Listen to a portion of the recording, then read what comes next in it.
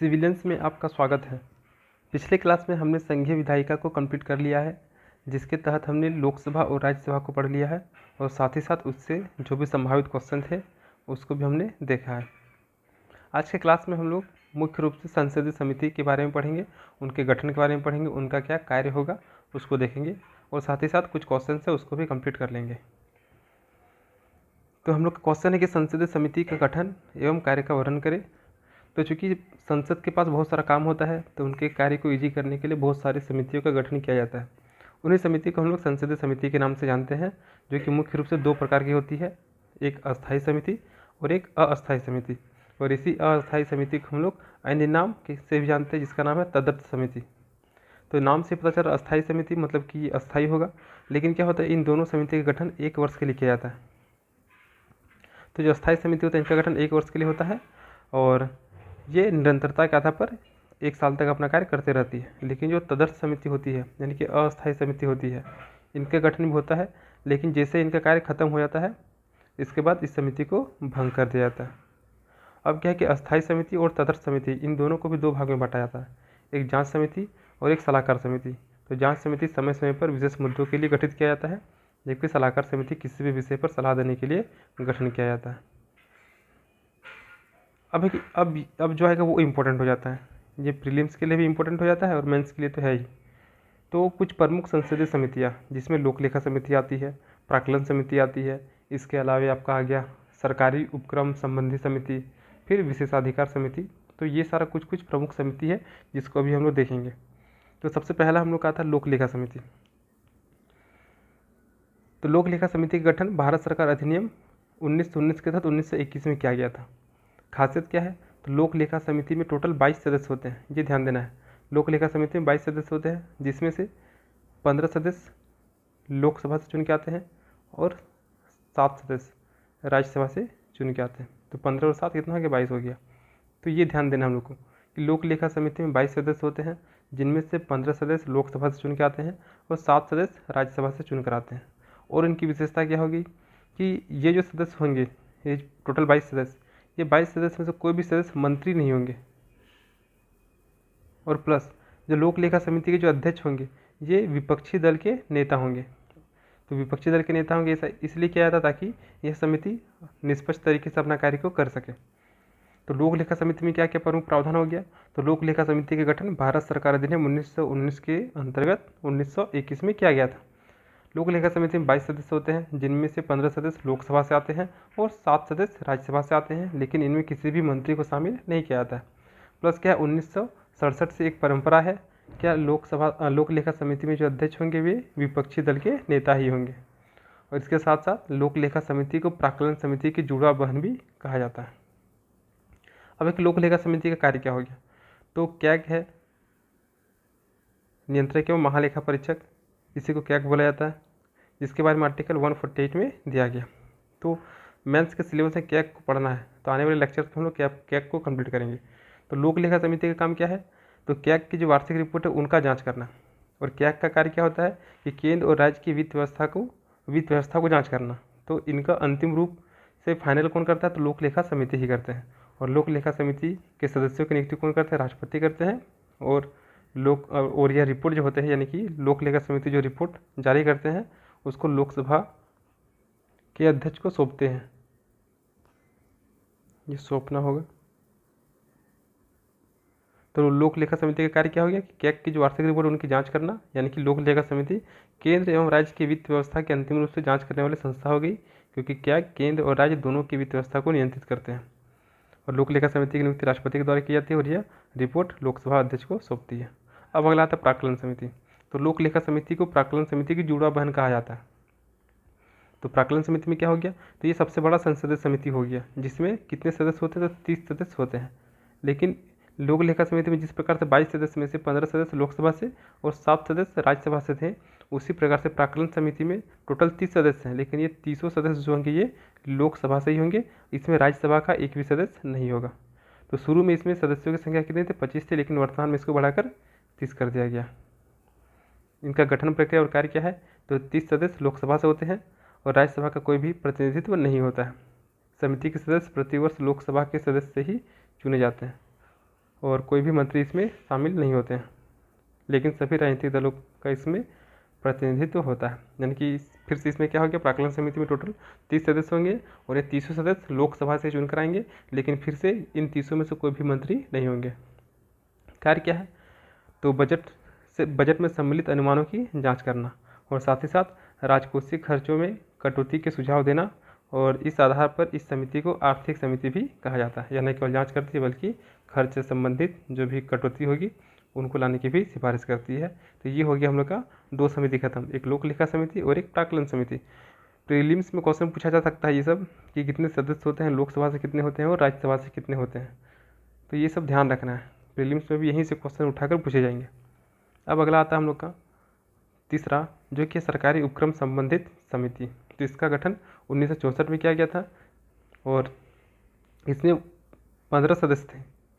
15 में से 10 सदस्य लोकसभा से और 5 सदस्य राज्यसभा से, लेकिन वर्तमान में इसके सदस्यों की संख्या को बढ़ाकर 22 कर दिया गया, और ये 22 में से 15 सदस्य जो है ये हम लोग के लोकसभा से होंगे, जिसको हम लोग निम्न सदन भी बोलते हैं, और 7 सदस्य जो होंगे ये राज्यसभा से होंगे, जिनको हम लोग उच्च सदन के नाम से भी जानते हैं।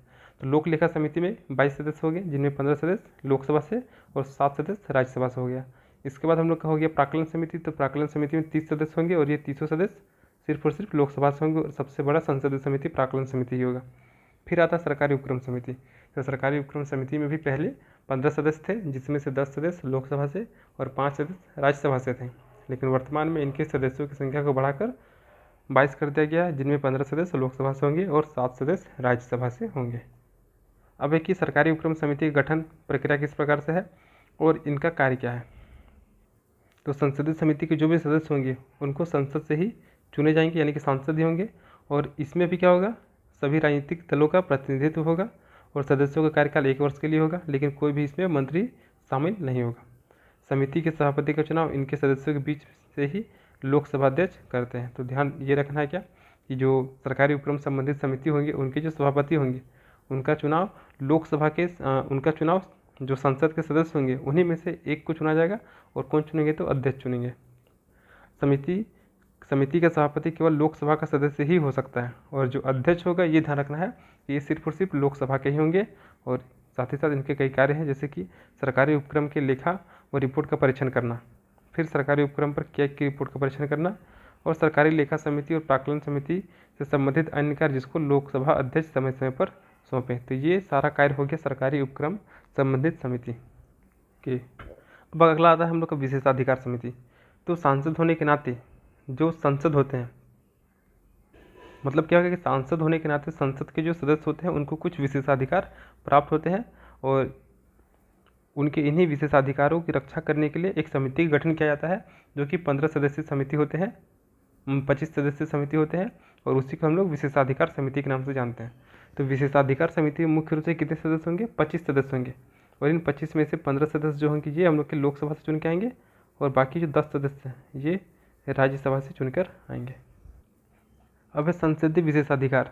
तो संसदीय विशेषाधिकार ऐसे हैं जो संसद के दोनों सदन यानी कि लोकसभा और राज्यसभा, इनकी समितियां जो भी समिति होंगे और उनके जो सदस्य होंगे उन सभी को कुछ विशेषाधिकार प्राप्त होंगे, और ये 2 प्रकार के होंगे। एक तो क्या होगा, संसद के दोनों सदन को सामूहिक रूप से प्राप्त होंगे, और एक व्यक्तिगत रूप से प्राप्त होंगे।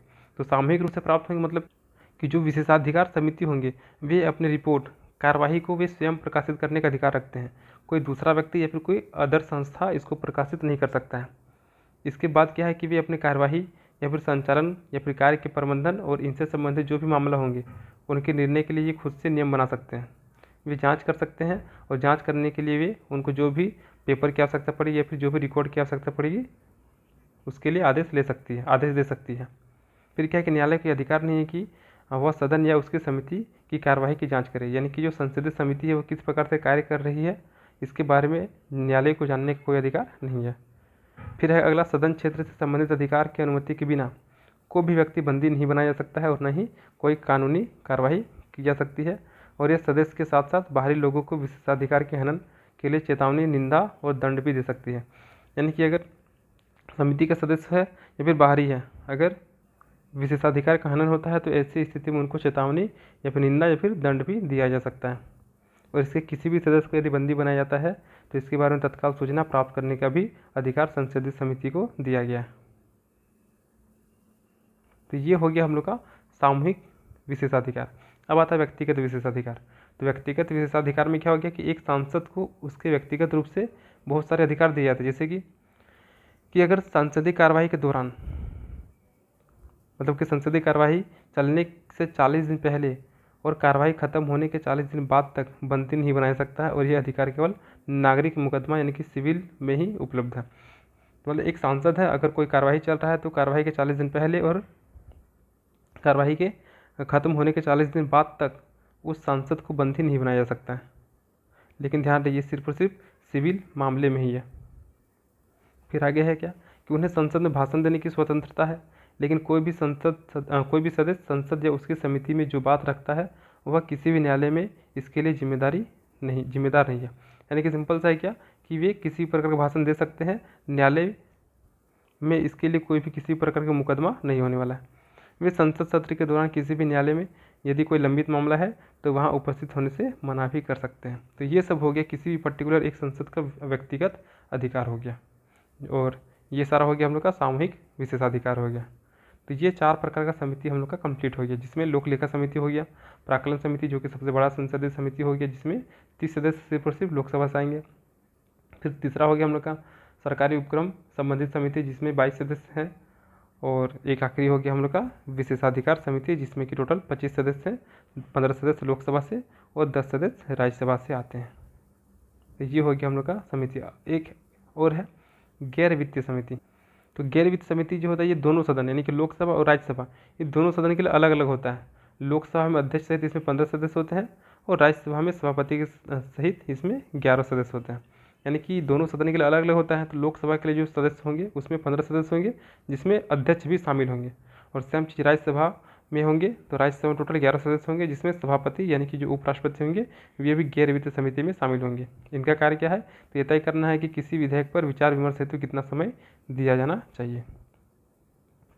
तो ये मुख्य रूप से 5 हम लोग संसदीय समिति को देख लिए, लेकिन ऐसा नहीं कि 5 ही, इसके अलावा और भी बहुत सारी समितियाँ होती है। तो इसके अलावा संसद में कई विभागीय समितियाँ भी होती है, जैसे नियम समिति, रक्षा समिति, कृषि समिति, आवास समिति, ये सारा चीज़। और इन समितियों के माध्यम से ही सांसद अपने कार्यों को रूपरेखा निर्धारित करती है, प्राथमिक स्तर पर विधेयक का अंतिम रूप देती है, और संसदीय परंपरा में इनका विशिष्ट महत्व भी है। उपरोक्त वर्णन स्पष्ट है कि संसद व उनके सदस्यों को संविधान में कई विशेष अधिकार दिए गए हैं। इसके पीछे सोच यही थी कि लोग स्वतंत्र होकर अपना काम कर सके, और उनकी विशेषाधिकार का यदि हनन होता है तो एक विशेष अधिकार समिति जांच करती है और दोषी पाए जाने पर दंड भी दिया जा सकता है। तो ये जितने भी प्रकार के इम्पोर्टेंट समिति थी वो सारा कंप्लीट हो गया। अब अगला क्वेश्चन है हम लोग का या टॉपिक जो बोलिएगा, तो संसदीय संप्रभुता क्या है और भारत में संसदीय संप्रभुता की अभिलक्षण तथा उसे नियंत्रण करने वाले कारकों का मूल्यांकन करें। तो हमने संप्रभुता के बारे में पढ़ा है, यानी कि डिसीजन लेने का कैपेसिटी खुद में होना चाहिए, किसी बाहरी लोगों के दबाव में आकर डिसीजन नहीं लेना है बल्कि खुद से डिसीजन लेना है, तो ये संप्रभुता कहलाता है। तो संसदीय संप्रभुता क्या हो गया कि किसी भी देश में शासन का संपूर्ण शक्ति संसद के हाथ में ही निहित होता है, और उस देश के सभी देशी और विदेशी मामलों में भी संसद का ही निर्णय अंतिम होता है। अगर ऐसा होता है तो ऐसी स्थिति में हम लोग इस स्थिति को संसदीय संप्रभुता कहते हैं। तो संसदीय संप्रभुता क्या हो गया कि कोई भी देशी मामला हो या फिर कोई विदेश से संबंधित मामला हो, तो ऐसी स्थिति में सारा निर्णय संसद अकेले ले सकता है, तो ही हम लोग बोलेंगे क्या कि संसदीय संप्रभुता है। अब है क्या कि संसदीय संप्रभुता हम लोग पीछे पढ़े कि ये ब्रिटेन से अपनाया गया, लेकिन ये ब्रिटेन से थोड़ा सा डिफरेंट है भारत वाला। कैसे, इसको देखेंगे अभी। तो संसदीय संप्रभुता ब्रिटेन से अपनाई गई है। संसदीय संप्रभुता की परिभाषा स्पष्ट है कि संसद की शक्ति असीमित है, बहुत ज़्यादा होगा, और इसके ऊपर कोई बाह्य नियंत्रण या किसी प्रकार की सीमाएं नहीं है। और यही सिद्धांत ब्रिटेन में इसलिए लागू किया गया क्योंकि वहाँ कोई लिखित संविधान नहीं है, लेकिन भारत में लिखित संविधान है और थोड़ा सा इससे अलग है। तथा ब्रिटिश संसद में जो भी कानून बनती है उसे किसी भी न्यायालय में असंवैधानिकता के आधार पर चुनौती नहीं दी जा सकती। लेकिन भारत में ऐसा नहीं है। भारत में अगर कोई कानून बनता है, अगर वो संविधान के बाहर है, तो ऐसी स्थिति में हम लोग न्यायालय में चुनौती दे सकते हैं। तो जबकि भारतीय संविधान में सरकार के 3 अंग हैं और तीनों अंगों के पृथक अधिकार एवं कर्तव्य हैं। विधायिका का काम क्या है? कानून बनाना। कार्यपालिका का काम क्या है? कानून को लागू करना। और न्यायपालिका का काम क्या है? तो उस कानून को संरक्षण प्रदान करना। तो अगर ऐसी स्थिति में संसद द्वारा कोई भी कानून बनती है तो उसे न्यायालय में असंवैधानिक होने के आधार पर चुनौती दी जा सकती है, लेकिन ब्रिटेन में ऐसा नहीं था। अर्थात संसदीय संप्रभुता संपन्न कहना तर्कसंगत प्रतीत नहीं होता है, क्योंकि न्यायालय असंवैधानिक होने पर उस कानून पर रोक लगा सकती है। तो अभी तक क्या क्या हो गया कि हम लोग क्या देखें कि संसदीय संप्रभुता भारत में है। क्यों? क्योंकि ये देश से संबंधित या फिर विदेश से संबंधित कोई भी कानून खुद ही बना सकता है। लेकिन ब्रिटेन में भी सेम चीज़ था, क्योंकि हम लोग इसको ब्रिटेन से अपनाए हैं। लेकिन ब्रिटेन में क्या है कि असंवैधानिकता के आधार पर हम लोग चुनौती नहीं दे सकते ब्रिटेन में। लेकिन भारत में थोड़ा उल्टा हो गया। भारत में क्या है कि अगर कोई कानून बनता है लेकिन वो संविधान के दायरे से बाहर है, तो ऐसी स्थिति में उसको चुनौती दिया जा सकता है। यानी कि हम लोग पूर्ण तरीके से ऐसा नहीं बोल सकते हैं कि भारत में संसदीय संप्रभुता ही क्या है, सर्वोपरि है। ऐसा नहीं है। यानी कि संसदीय संप्रभुता मतलब संसदीय संपूर्ण प्रभुत्व संपन्न कहना तर्क संगत नहीं है, क्योंकि न्यायालय असंवैधानिक होने पर उस पर रोक भी लगा सकती है। अब आगे है, सर्वविदित है कि हमारा संविधान न तो संसदीय परंपरा से सर्वोच्च है और न ही न्यायपालिका दृष्टि से सर्वोच्च है, बल्कि हमारे संविधान में दोनों का समन्वय पाया जाता है। यानी कि अगर संसद को कानून बनाता है, अगर सही है तो, अगर संविधान के दायरे में है तो कोई दिक्कत नहीं है, लागू होगा। लेकिन अगर कोई कानून बनाता है और वह कानून का कुछ ही हिस्सा अगर संविधान के दायरे से बाहर है, तो ऐसी स्थिति में न्यायपालिका उस हिस्से को सिर्फ और सिर्फ खारिज कर सकती है। यानी कुल मिला के संसद और न्यायपालिका ये दोनों मिलकर कार्य करते हैं यहाँ पे। तो भारत में संसद और न्यायपालिका इन दोनों का समन्वय पाया जाता है, क्योंकि संसद के द्वारा बताया गया कोई भी कानून अगर संविधान के अनुकूल नहीं हो तो न्यायपालिका इसे अवैध घोषित कर सकती है और यह कानून पूर्णतः निरस्त हो जाता है, यानी कि पूरी तरीके से खत्म हो जाएगा। अर्थात हमारा संसद न तो संपूर्ण प्रभुत्व संपन्न है और न ही गैर संपूर्ण प्रभुत्व संपन्न है, बल्कि यहाँ दोनों का समन्वय पाया जाता है। यानी कि यहाँ पे जो क्वेश्चन था संसदीय संप्रभुता क्या है, तो ये वाला कंप्लीट हो गया होगा कि संसदीय संप्रभुता किसको बोलते हैं। और अगर भारत की स्थिति की बात किया जाए तो भारत में न तो संपूर्ण प्रभुत्व संपन्न है और न ही गैर संपूर्ण प्रभुत्व संपन्न है, बल्कि यहाँ पर दोनों का समन्वय पाया जाता है। अब भारत एक संसदीय संपूर्ण प्रभुत्व राष्ट्र है, ये निम्नलिखित तथ्य से स्पष्ट होता है। तो देखिए क्वेश्चन में बोला है कि मूल्यांकन करना है, यानी कि संसदीय संप्रभुता के बारे में पॉजिटिव बात भी करना है और नेगेटिव क्या है उसको भी बताना है।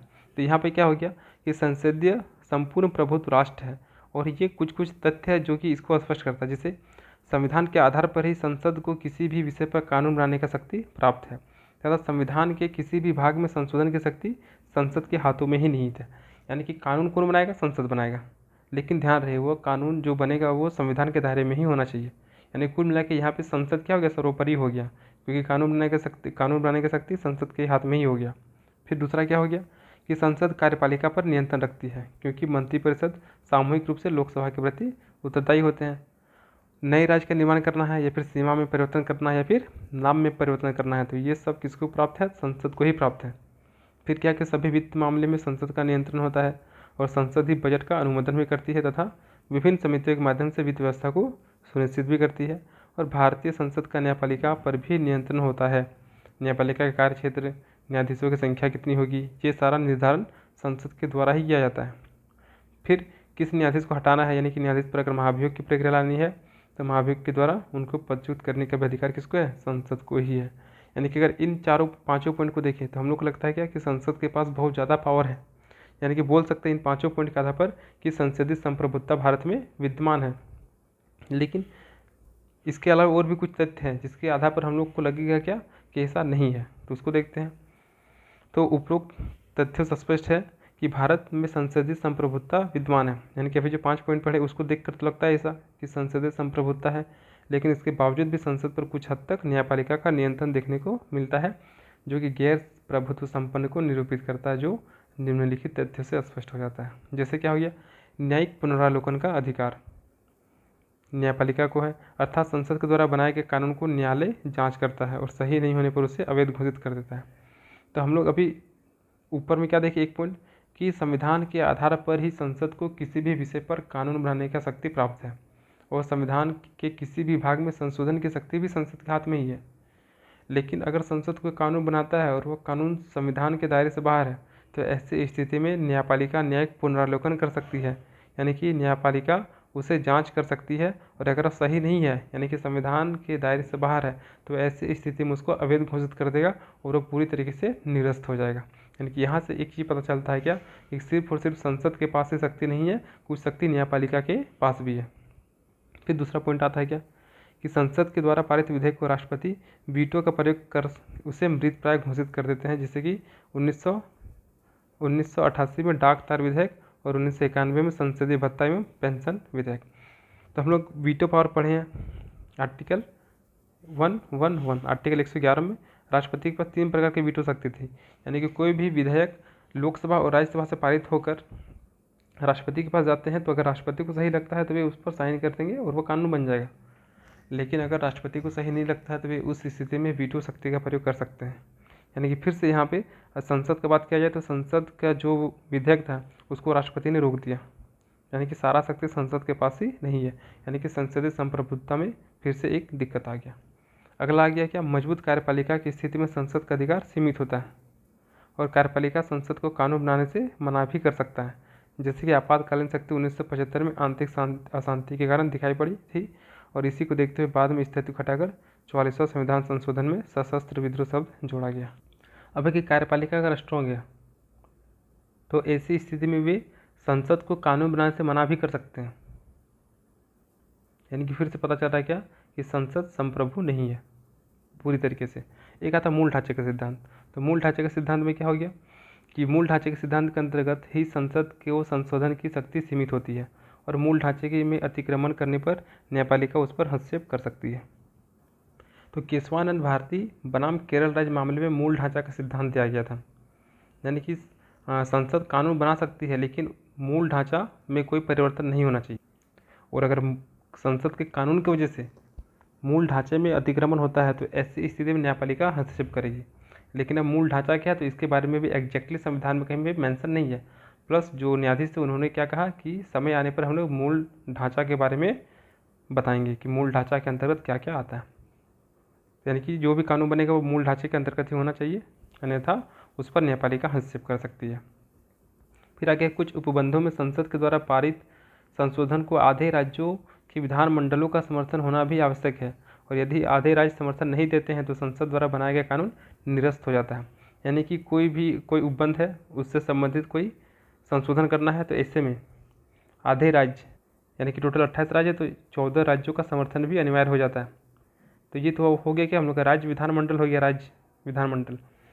हम लोग बात कर रहे हैं क्या, संसदीय संप्रभुता का, यानी कि संसदीय संप्रभुता रहता तो इन 14 राज्यों की आवश्यकता नहीं पड़ती, लेकिन यहाँ पर 14 राज्य की अनुमति की आवश्यकता पड़ रही है। यानी कि हम बोल नहीं सकते कि संसदीय संप्रभुता है, पूरी शक्ति संसद के पास ही नहीं था। फिर देखिए संसद में मुख्य रूप से लोकसभा का हाथ होता है और कार्यपालिका का प्रधान राष्ट्रपति होता है, उनका विघटन भी लोकसभा कर सकते हैं। तो ये 6 पॉइंट, इन 6 पॉइंट को पढ़ने के बाद लगता है क्या, कि संसद के पास पावर तो है लेकिन लिमिटेड है, कहीं ना कहीं न्यायपालिका हस्तक्षेप करता है, कहीं ना कहीं राज्यों का समर्थन आवश्यक होता है, कहीं ना कहीं राष्ट्रपति अपनी वीटो शक्ति का प्रयोग करता है। लेकिन इसके ऊपर में जो 5 पॉइंट था इनको पढ़ने से लगता है क्या, कि सारा शक्ति किसके पास है, संसद के पास ही है। यानी कि हम लोग कुल मिला के बोल सकते हैं क्या, कि भारत में संसदीय संप्रभुता भी नहीं है और न्यायपालिका का भी संप्रभुता नहीं है, बल्कि इन दोनों का समन्वय रूप पाया जाता है। तो उपरोक्त तथ्यों से स्पष्ट है कि भारत एक प्रभुत्व संपन्न राष्ट्र तो है, यानी कि ये अपना डिसीजन खुद तो ले सकता है क्योंकि संसद के द्वारा बनाए गए कानून पर न्यायालय का हस्तक्षेप पाया जाता है, और इस प्रकार भारत को पूर्णतः संसदीय प्रभुत्व संपन्न कहना तर्क संगत प्रतीत नहीं होता है, और न ही केवल गैर संसदीय प्रभुत्व संपन्न कहना भी उचित है, बल्कि भारत में दोनों का समन्वय पाया जाता है, संसदीय प्रभुत्व संपन्न का भी और गैर संसदीय प्रभुत्व संपन्न का भी समन्वय पाया जाता है। जिस प्रकार भारत एक अर्धसंघीय राष्ट्र है, यानी कि न तो यहाँ पर संघात्मक व्यवस्था और न ही एकात्मक व्यवस्था पाया जाता है। इसको आगे पढ़ेंगे हम लोग संघात्मक व्यवस्था और एकात्मक व्यवस्था के बारे में। तो जिस प्रकार से भारत में न तो संघात्मक व्यवस्था और न ही एकात्मक व्यवस्था बल्कि इसमें दोनों का समन्वय पाया जाता है, इसीलिए इसको अर्धसंघीय राष्ट्र भी कहा जाता है।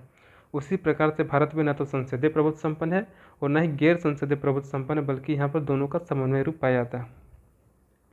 और इसी प्रकार भारतीय संविधान में न तो न्यायपालिका श्रेष्ठ है और न ही संसदीय परंपरा श्रेष्ठ है, बल्कि दोनों का समन्वय पाया जाता है।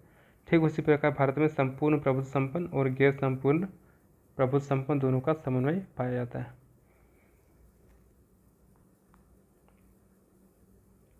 तो ये जो क्वेश्चन था हम लोग का कि संसदीय संप्रभुता क्या है देख लिए, प्लस क्या संसदीय संप्रभुता को नियंत्रित करने वाले कारक क्या है, तो ये भी हम लोग का हो गया।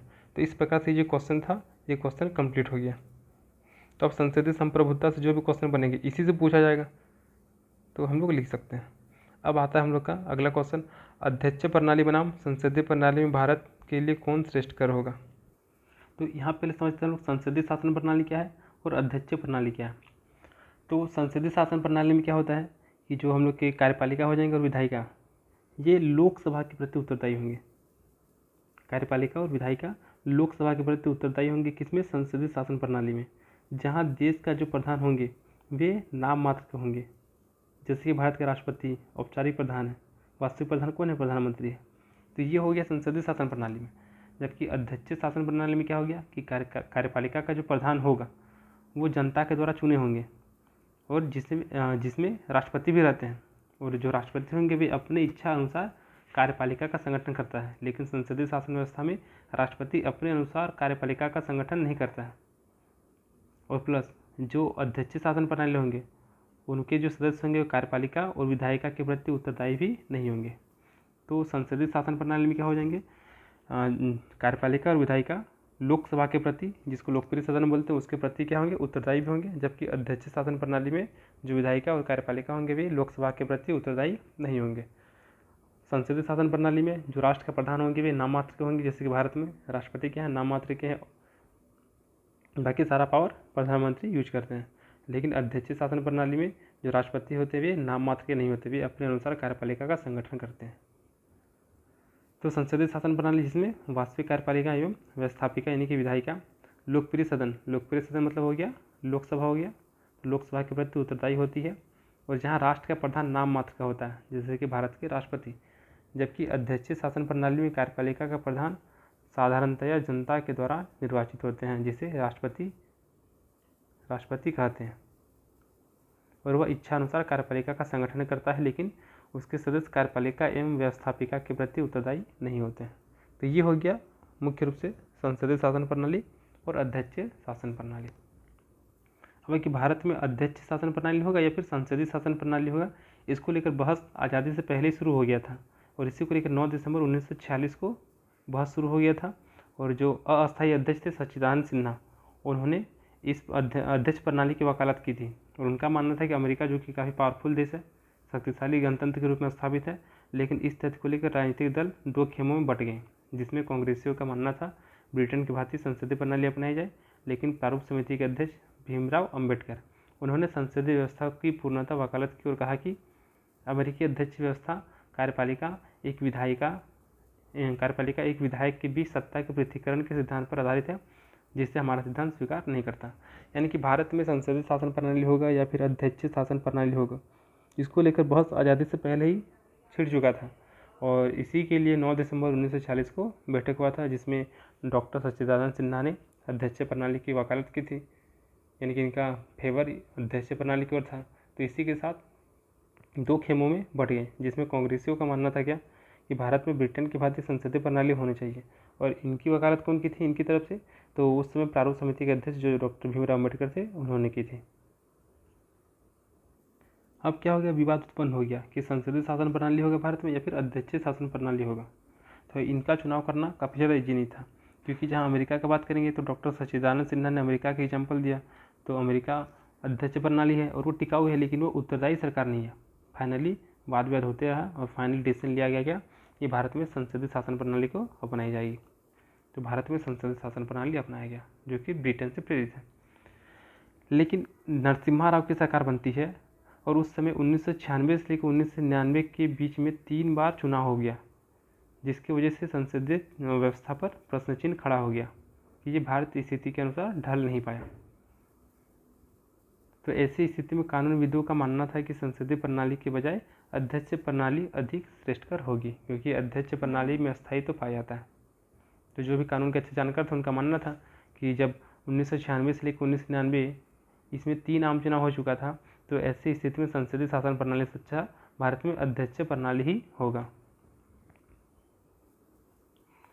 अभी की ओर मंत्री स्तर के प्रतिभावान लोगों का चयन होता है, तो अध्यक्ष प्रणाली में स्थायित्व पाया जाता है और मंत्री स्तर में प्रतिभावान लोगों का चयन होता है, जबकि संसदीय प्रणाली में नहीं, क्योंकि इसमें चुना हुआ व्यक्ति ही मंत्री बन सकता है, चाहे उसकी योग्यता कुछ भी क्यों ना हो। लेकिन अध्यक्ष प्रणाली की सबसे बड़ी कमी यह है कि राष्ट्रपति और विधायिका भिन्न भिन्न दलों के हैं और दोनों तनाव की स्थिति में बनी रहती है।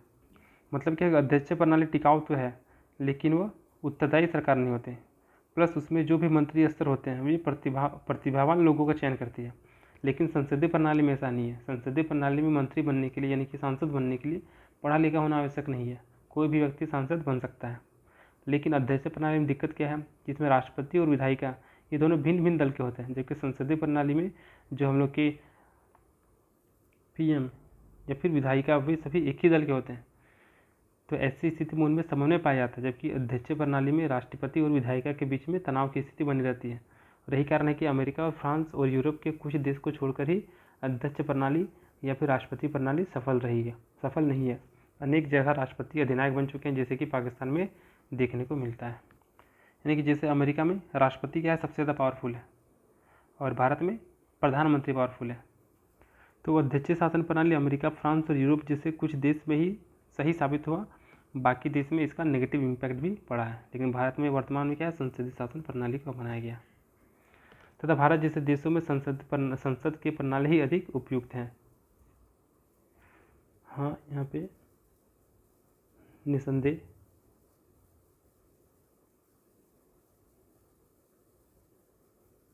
तो यहाँ पे क्या हो जाएगा कि भारत जैसे देशों में संसद की प्रणाली ही अधिक उपयुक्त है। हाँ, निसंदेह संसदीय प्रणाली अपनाने के कारण राजनीतिक भ्रष्टाचार अधिक बढ़ा है, चुनाव दिन प्रतिदिन खर्चीले होते जा रहे हैं। लेकिन यह व्यवस्था केवल संसदीय शासन प्रणाली में नहीं है, बल्कि ये अमेरिका जैसे राष्ट्रपति के चुनाव प्रणाली में भी काफ़ी देखने को मिलता है। यानी कि वहाँ पे भी भ्रष्टाचार और वहाँ पे भी चुनाव में काफ़ी ज़्यादा खर्चा देखने को मिलता है। सिर्फ और सिर्फ संसदीय प्रणाली में ऐसा और यह कहना गलत है। तो अध्यक्ष प्रणाली यानी कि अमेरिका में भी भ्रष्टाचार की जो शिकायत पाई गई है वे सारे देश में सबसे बड़ी है। इसके अलावा राष्ट्रपति पद का चुनाव भी काफ़ी खर्चीला है। अतः कोई भी व्यवस्था का गलत होना यह उसकी व्यवस्था के कारगर संचालन पर निर्भर करती है। और इसी पर ध्यान देते हुए केशवानंद तथा केरल राज्य मामले में एक घोषणा यह धारणा रखी गई कि संसदीय प्रणाली हमारे संविधान के लिए आधारित लक्षण है और यह अध्यक्ष प्रणाली और संसदीय प्रणाली के मूलभूत अंतरों से उजागर होती है। यानी कि क्या हो गया कि भारत जैसे देश में संसदीय प्रणाली है, तो संसदीय प्रणाली को अपनाने के कारण भारत में राजनीतिक भ्रष्टाचार देखने को मिलता है, चुनाव दिन ब दिन बहुत ज़्यादा खर्चीला होते जा रहा है। लेकिन यह कहना गलत होगा कि यह सिर्फ और सिर्फ संसदीय प्रणाली में है, बल्कि यह राष्ट्रीय अध्यक्षीय प्रणाली में भी है। क्योंकि इसका एग्जाम्पल क्या है कि अमेरिका में जहाँ राष्ट्रपति का चुनाव होता है तो वहाँ पे भी भ्रष्टाचार बहुत ज़्यादा है। यहाँ तक कि वहाँ पे जो भ्रष्टाचार का शिकायत मिला है वो उससे बड़ा भ्रष्टाचार अभी तक देश में पता ही नहीं चला कोई भी देश में। इसके अलावा अमेरिका के राष्ट्रपति का चुनाव भी काफ़ी ज़्यादा खर्चीला हो रहा है। तो कोई एक व्यवस्था गलत है ऐसा कहना सही साबित नहीं होगा। और इसी पर भारत में केशवानंद भारती और केरल राज्य मामला में यह धारणा रखी गई थी कि संसदीय प्रणाली जो होगा वो हमारे संविधान का आधारित लक्षण होगा। और अध्यक्ष प्रणाली और संसदीय प्रणाली के मूलभूत अंतर से इस बात को पता भी लगाया जा सकता है। जैसे कि संसदीय प्रणाली में राष्ट्र का प्रधान केवल औपचारिक होता है, जैसे कि भारत में राष्ट्रपति राष्ट्र के क्या है, प्रधान है, लेकिन औपचारिक प्रधान है, नाम मात्र के प्रधान है। वास्तविक शक्ति किसके पास होती है, मंत्रिपरिषद, उसके हेड कौन होते हैं, पीएम होते हैं। जबकि अध्यक्षीय प्रणाली में राष्ट्र का प्रधान अनौपचारिक होता है और वह इच्छानुसार करता है। यानी कि अध्यक्षीय प्रणाली में जो राष्ट्र का प्रधान होगा सारा पावर उसी के पास होगा। फिर अध्यक्षीय प्रणाली में कार्यपालिका और विधायिका एक दूसरे से स्वतंत्र होते हैं तथा एक दूसरे को कम प्रभावित करते हैं, जबकि संसदीय प्रणाली में कार्यपालिका और विधायिका के बीच में घनिष्ठ संबंध पाया जाता है।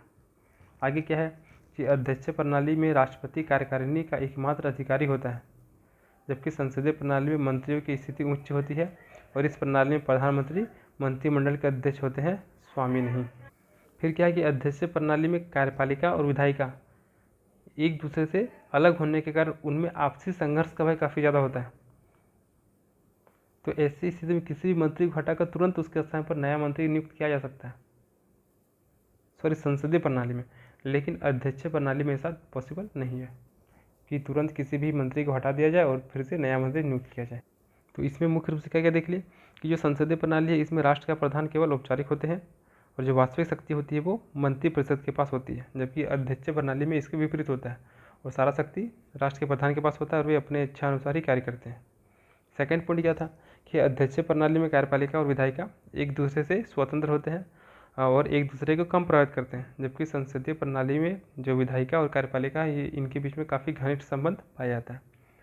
फिर अध्यक्ष प्रणाली में राष्ट्रपति क्या होते हैं, कार्यकारिणी का एकमात्र अधिकारी होता है, जबकि संसदीय प्रणाली में मंत्रियों की स्थिति काफ़ी ज़्यादा ऊंचा होता है।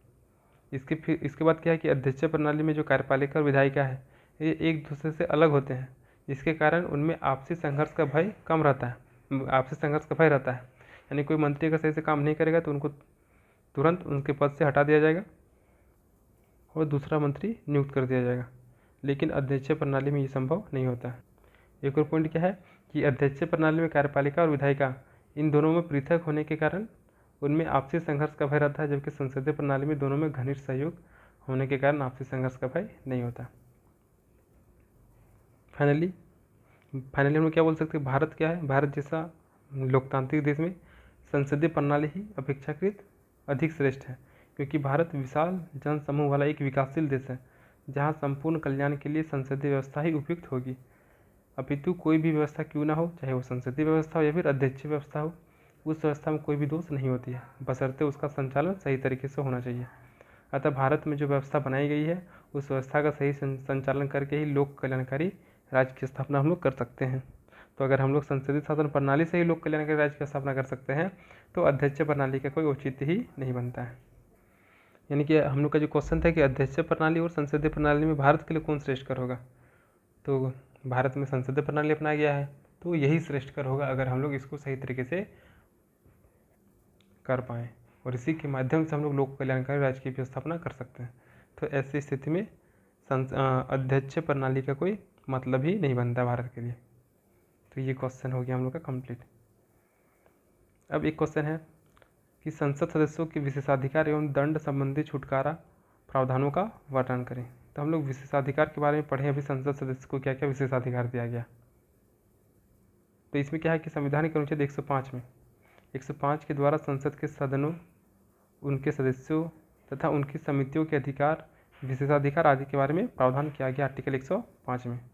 और सदस्यों को ये विशेषाधिकार केवल तभी तक उपलब्ध है जब तक वे संसद में जनप्रतिनिधियों के रूप में काम करते हैं। यानी कि सिंपल सा आर्टिकल 105 में संसद के सदन के जो सदस्य होंगे, उनकी जो समिति होंगे और उनके जो अधिकार होंगे, उनसे संबंधित विशेषाधिकार के बारे में बताया गया। और ये विशेषाधिकार उनको तब तक ही प्राप्त होंगे जब तक वे किसी भी सदन के सदस्य बने रहेंगे एवं अपने संसदीय दायित्वों का निर्वहन करते हैं। तो सदन के विशेषाधिकार को दो भाग में विभाजित किया जाता है, एक व्यक्तिगत विशेषाधिकार और एक सामूहिक विशेषाधिकार। तो ये सब हम लोग पिछला क्वेश्चन में देख चुके हैं कि सदस्यों का व्यक्तिगत विशेषाधिकार में क्या क्या आ गया और सदस्य का सामूहिक विशेषाधिकार में क्या क्या आ गया।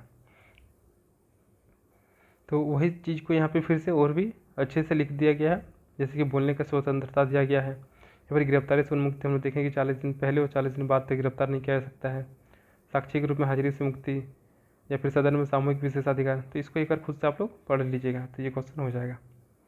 अब आखिरी क्वेश्चन है कि संसदीय परंपरा एवं न्यायपालिका में सर्वोच्च कौन है, संसदीय परंपरा सर्वोच्च है या फिर न्यायपालिका सर्वोच्च है। तो अगर भारत में बात किया जाए तो भारत में न तो संसदीय परंपरा सर्वोच्च है और न ही न्यायपालिका सर्वोच्च है, बल्कि भारत में दोनों का समन्वय पाया जाता है। क्यों? क्योंकि भारत के संविधान में सरकार के 3 अंग के बारे में बात किया गया और सभी अंगों के शक्ति और कर्तव्य का उल्लेख भी किया गया है। जैसे कार्यपालिका का कार्य क्या हो गया, कानून बनाना, कानून को लागू करना। विधायिका का कार्य क्या हो गया, कानून को बनाना। न्यायपालिका का कार्य क्या हो गया, तो कानून का अगर उल्लंघन होता है तो ऐसी स्थिति में संरक्षण प्रदान करना। यानी कि इन तीनों के, विधायिका, कार्यपालिका और न्यायपालिका, इन सब की अपनी अलग अलग शक्तियाँ हैं, अपने अलग अलग कर्तव्य हैं। क्योंकि भारत में न तो ब्रिटेन की तरह संसदीय प्रणाली को काफ़ी ज़्यादा महत्व दिया गया है और न ही अमेरिका की तरह न्यायपालिका की सर्वोच्चता को स्वीकार किया गया। तो हमारे यहाँ पे संसदीय सर्वोच्चता एवं न्यायिक सर्वोच्चता के बीच मधुर समन्वय स्थापित किया गया है, क्योंकि सरकार के तीनों अपने अपने कर्तव्य एवं क्षेत्राधिकार हैं। तो ऐसी स्थिति में समन्वय स्थापित नहीं किया जाए तो सफल लोकतंत्र की कल्पना नहीं की जा सकती है। ऐसी स्थिति में संसदीय परंपरा एवं न्यायिक प्रणाली के बीच समन्वय अति आवश्यक है। यानी कि भारत में सभी अंग के अपने अलग अलग कर्तव्य भी हैं और कार्य शक्ति भी है, इनके बारे में अच्छे से उल्लेख भी किया गया। अब क्या है कि 1980 के दशक तक सर्वोच्च न्यायालय अपनी संवैधानिक सीमाओं के अंदर रहकर संविधान को घटाया एवं परिभाषित करता रहा, परंतु पिछले दशक में यह देखा गया कि सर्वोच्च न्यायालय ने अनेक मुकदमों के माध्यम से उन क्षेत्रों में भी प्रवेश किया जो संवैधानिक रूप से संसद या फिर कार्यपालिका को सौंपा गया था। यानी कि 1980 तक जो न्यायपालिका थी वे संवैधानिक सीमाओं के अंदर में रहकर ही संविधान में जो भी उनको सही लगा उनको घटाया या फिर संविधान को टाइम पे परिभाषित भी किए। लेकिन पिछले कुछ समय से देखा गया है कि ये सर्वोच्च न्यायालय हैं वे बहुत सारे ऐसे मैटर में भी हस्तक्षेप कर रहे हैं जो कि संवैधानिक रूप से संसद को करना चाहिए था या तो कार्यपालिका का काम था। यानी कि इसका तात्पर्य क्या होगा, यह कदापि नहीं है कि न्यायपालिका ने अपने क्षेत्राधिकार का उल्लंघन किया है। वास्तव में सर्वोच्च न्यायालय ने भारतीय संविधान में सामाजिक, आर्थिक और न्याय के संकल्प को मूर्त रूप देने के लिए कार्यपालिका के मनमाने एवं संसदीय उदंडता को अंकुश लगाने का प्रयास किया है। हमने पढ़े भी थे कि अगर संसद संप्रभुत्ता यानी कि संसद अगर कोई कानून बना देता है तो क्या ऐसी स्थिति में वो कानून लागू हो ही जाएगा पूरे देश में। तो देखिए क्या कि अगर संसद कोई कानून विधेयक लाता है, अगर वह विधेयक संविधान के दायरे में तो सही है, लेकिन अगर संविधान के दायरे में नहीं है तो ऐसी स्थिति में न्यायपालिका उसमें हस्तक्षेप करती है और जहाँ तक वो कानून गलत होता है उसको ख़त्म कर दिया जाता है, बाकी को लागू कर दिया जाता है। तो न्यायपालिका ने जनहित याचिकाओं के माध्यम से नागरिकों की सुरक्षा की ओर अधिक ध्यान दिया।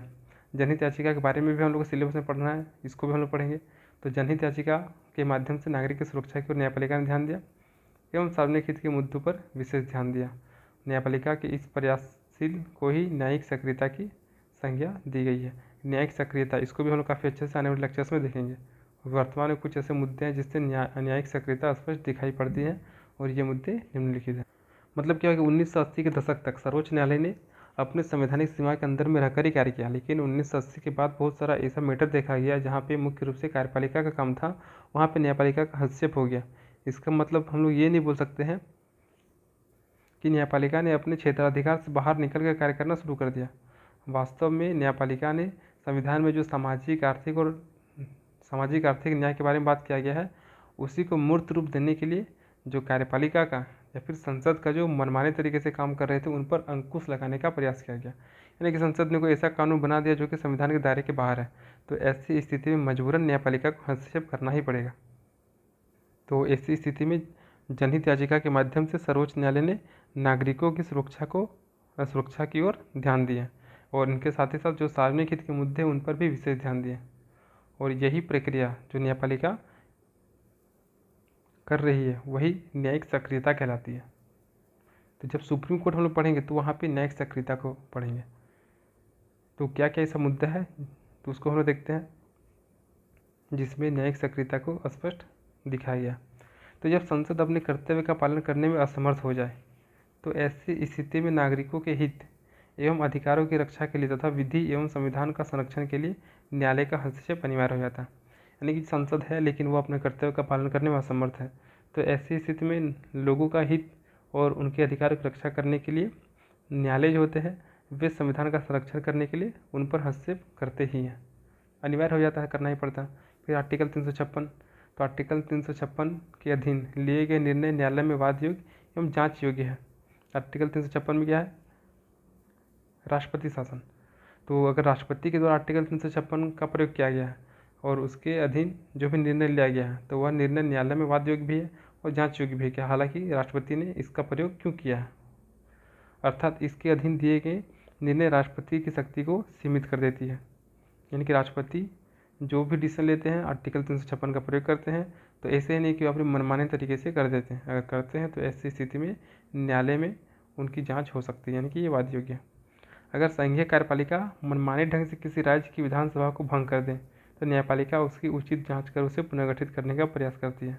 ये दोनों पॉइंट जो भी पढ़े इसको हम लोग आने वाले लेक्चर्स में काफ़ी डिटेल्स में पढ़ेंगे। यानी कि अगर कार्यपालिका काफ़ी स्ट्रॉन्ग है, यानी कि सिंपल से ऐसा समझते हैं कि अगर सेंट्रल में अलग गवर्नमेंट है और स्टेट में अगर अलग गवर्नमेंट है तो सेंट्रल गवर्नमेंट स्टेट गवर्नमेंट में बहुत ज़्यादा प्रेशराइज करते हैं, हो सकता है राष्ट्रपति शासन में लगा देते हैं। तो ऐसे स्थिति में राज्य का पुनर्गठन करने के लिए न्यायपालिका उसमें हस्तक्षेप कर देती है और सर्वोच्च न्यायालय राष्ट्रहित में मंत्रिपरिषद के किसी भी फैसले संबंधित रिकॉर्ड अपने पास मंगा भी सकती है। तो यही सारा केस क्या है, न्यायिक सक्रियता को बताता है। आगे क्या है कि सर्वोच्च न्यायालय के द्वारा अनेक फैसले दिए गए हैं जिससे न्यायपालिका की सक्रियता स्थापित होती है, लेकिन न्यायपालिका की सर्वोच्चता से सरकार के शासन के तीनों अंगों की शक्ति एवं कर्तव्य में असंतुलन उत्पन्न हो जाएगी, जो भारतीय संसदीय लोकतंत्र के लिए अपशगुन साबित होगा और ऐसी स्थिति में संसदीय परंपरा की सर्वोच्चता भी अपरिहार्य मानी जाती है। तो चूंकि भारत में संसदीय शासन को अपनाया गया है, यानी कि संसद सारा जो भी कानून है संसद बनाएगी, लेकिन अगर न्यायपालिका का हस्तक्षेप बहुत ज़्यादा हो जाता है, न्यायपालिका अगर बहुत सर्वोच्च हो जाती है, तो ऐसी स्थिति में जो भी 3 अंग हैं, विधायिका, कार्यपालिका और न्यायपालिका, तो इनके जो कर्तव्य है, जैसे विधायिका का काम क्या है, कानून बनाना, कार्यपालिका का काम कानून का लागू करना, न्यायपालिका का काम संरक्षण करना, लेकिन इनमें सबसे पावरफुल अगर न्यायपालिका हो जाता है, तो ऐसी स्थिति में इनके बीच में असंतुलन उत्पन्न हो जाएगी, जो कि संसदीय शासन व्यवस्था के लिए भी कहीं ना कहीं दिक्कत होगा और ये संसदीय शासन व्यवस्था में प्रश्न चिन्ह खड़ा कर देगा। यानी कि क्लियर है यहाँ तक कि अगर न्यायपालिका को काफ़ी ज़्यादा शक्ति दिया जाता है, तो ऐसी स्थिति में जो संसदीय लोकतंत्र है उससे जनता का भरोसा उठ जाएगा, क्योंकि हम लोग जनता क्या करता है, अपने नेता को चुन के भेजते हैं ताकि वे उनके अनुसार कानून बनाएंगे, लेकिन अगर सारा कार्य न्यायपालिका ही करेगी तो हम लोग अपने नेता को चुनेंगे ही क्यों, अपने नेता को चुनकर संसद में भेजेंगे ही क्यों। तो ऐसी स्थिति में जो लोगों की जो भरोसा है संसदीय लोकतंत्र में, वो भरोसा टूट जाएगा, तो आस्था एवं विश्वास कम हो जाएगी। फलस्वरूप जनता की आस्था अपने प्रतिनिधि सभा की तुलना में न्यायपालिका के प्रति बढ़ जाएगी, जिससे तानाशाही की प्रवृत्ति भी उजागर होगी, क्योंकि अब अगर हम लोग के द्वारा चुना गया व्यक्ति कोई डिसीजन ले ही नहीं पा रहा है, न्यायपालिका सारा कार्य कर रहा है, तो ऐसी स्थिति में जाहिर सी बात है कि हम लोग का झुकाव न्यायपालिका की ओर होगी। और अगर ऐसा हो रहा है, यानी कि एक व्यक्ति यानी कि न्यायपालिका ही सारा कार्य कर रहा है, तो कहीं ना कहीं ये तानाशाह प्रवृत्ति होने लगेगा और फलतः सफल लोकतंत्र के लिए ही प्रभावित नहीं होगी, बल्कि स्वयं न्यायपालिका प्रणाली भी प्रभावित हो जाएगी। फलतः सफल लोकतंत्र के लिए आवश्यक है कि संसदीय प्रणाली एवं न्यायपालिका दोनों में पृथक सर्वोच्चता की बजाय अन्योन्याश्रय संबंध हो, क्योंकि कार्यपालिका, विधायिका और न्यायपालिका के सम्मिलित प्रयास से जनता के लिए हितकारी साबित होगा और जनता के लिए उद्यत संविधान जनता के अनुकूल कार्य कर पाने में सक्षम हो पाएगा। अतः न केवल संसदीय सर्वोच्च है और न ही केवल न्यायपालिका सर्वोच्च, बल्कि भारतीय संविधान में दोनों के बीच अन्योन्याश्रय संबंध पाए जाते हैं, यानी कि न्यायपालिका और संसद ये दोनों एक दूसरे पर आश्रित होंगे, तो ही वह भारत के लिए और भारत के लोगों के लिए अच्छा साबित होगा। तो इस प्रकार से हम लोग का ये चैप्टर जो था ये भी पूरी तरीके से कंप्लीट हो गया।